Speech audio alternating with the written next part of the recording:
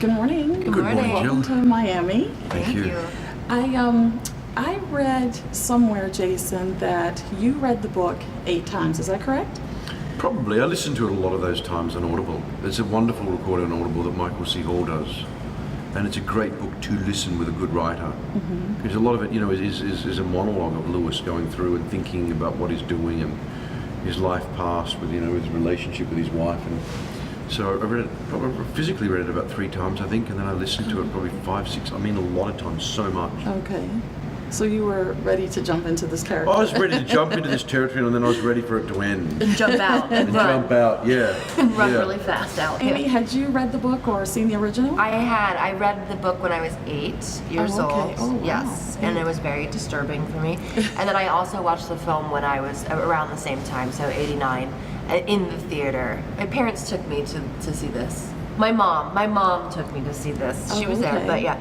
But she knew, my sister and I were really into horror. And you turned out okay. I turned out okay.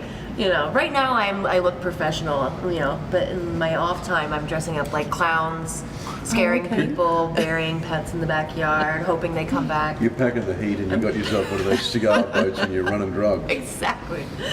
The chemistry. They're complex characters. Yeah. Rachel and Lewis both have issues. Yeah. What were you worried about getting the chemistry right between the two of you, or did it just flow naturally, or?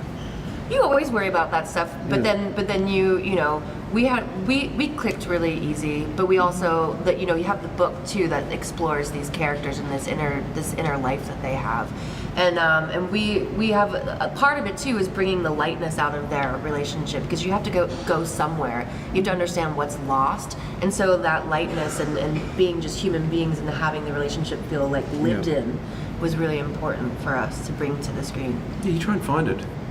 You don't want it to be exposition. You want it just to exist between, husband and wife. And the complexity is the simplicity. I mean, King has written about a family at the heart of this. And, we all know that our personal relationships with our husbands and wives and kids and partners is all very delicate in the small little bits. And you have to have the confidence with a partner that is going to allow you to find it, is not going to be precious about their lines or treading on them or touching. There's some kind of ability to just find it together and go, okay, this is our Rachel and Lewis, and we've given it as much as we can without overloading or whatever, but it's real and it'll exist.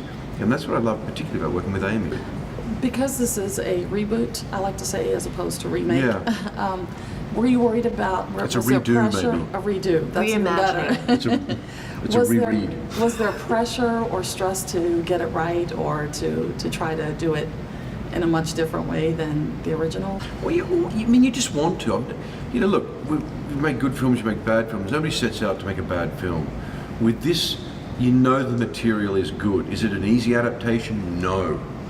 Is it easy to find the tone? No. I mean, that's, that it's found, and the directors, yes, they've got an idea, and the producers, but then you've got to find it on set as well.